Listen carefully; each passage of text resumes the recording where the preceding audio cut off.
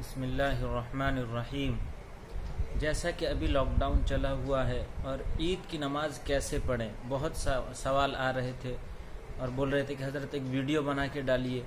تو میں یہ چاہ رہا تھا کہ حوالے جات کے ساتھ ڈالا جائے ویڈیو،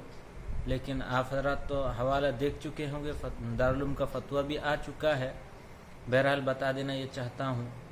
کہ اگر کوئی شخص عید کی نماز پڑھنا چاہتا ہے تو وہ کیسے پڑھے، گھر میں پڑھے گا، گھر میں پڑھ سکتا ہے یا نہیں، یا اس کے لیے جماعت شرط ہے، مجمع شرط ہے، یا کتنے تعداد ہونی چاہیے، بالکل تفصیل کے ساتھ بتانا چاہتا ہوں۔ آپ اگر چاہیں تو دارالعلوم کا فتویٰ بھی دیکھ سکتے ہیں، اس کا فتویٰ بھی میں انشاءاللہ ڈال دوں گا دوسرے مسئلے میں۔ بہرحال بتانا یہ چاہتا ہوں،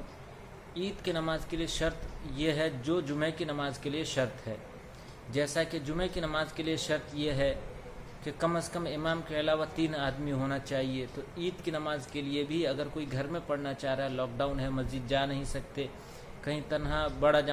بڑی جماعت کر نہیں سکتے، تو اس لیے اگر کوئی شخص گھر میں پڑھنا چاہتے ہیں تو وہ عید کے لیے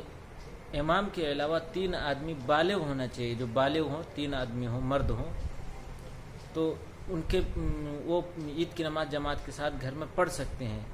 جمعے میں اور عید کی نماز میں فرق صرف اتنا ہے،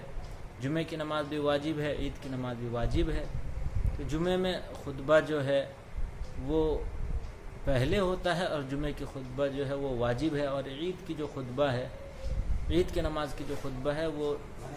سنت ہے، مسنون ہے، لہذا اس میں کوئی ایسی پریشانی والی بات نہیں ہے۔ اگر وسعت ہے تو پڑھ لیں، گنجائش ہے تو پڑھ لیں، ورنہ ایسی کوئی بات نہیں ہے۔ جیسا کہ دارالعلوم کا فتویٰ بھی آ چکا ہے، دارالعلوم نے بھی اعلان کر دیا ہے کہ اگر عید کی نماز سہولیات کے ساتھ پڑھ سکتے ہیں تو پڑھیں، ورنہ اپنے گھروں میں اشراق کی نماز، چاشت کی نماز پڑھ سکتے ہیں، اس میں پریشانی والی بات کوئی نہیں۔ لیکن کوشش یہ کی جائے کہ اگر محلے میں، گاؤں میں، قریے میں کئی پڑھانے والے ہیں، امام ہیں، حفاظ کرام ہیں، علماء کرام ہیں،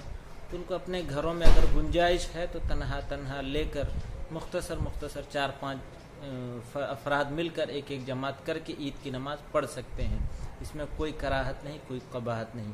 اللہ پاک عمل کی توفیق عطا فرمائے۔ وما علینا الا البلاغ۔